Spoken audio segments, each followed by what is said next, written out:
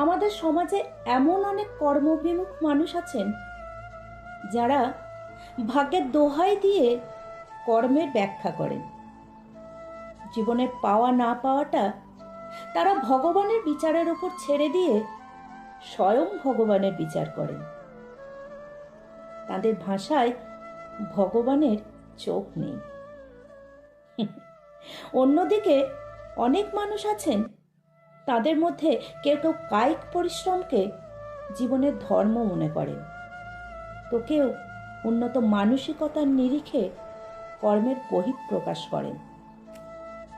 এই সব ধরনের মানুষের জন্য আজ গীতার এই 3টি বাণী অভূতপূর্ণ। কর্ম এমন একটি ফসল যা একজন ব্যক্তিকে যে কোনো পরিস্থিতিতে কাটতেই হয়। তাই সর্বদা ভালো বীজ বপন করুন, যাতে ফসলও ভালো হয়।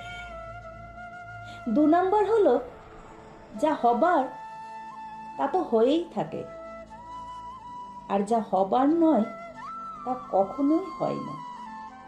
এই দৃঢ়তা যাদের মনে থাকে তারা কখনো চিন্তা করেন না।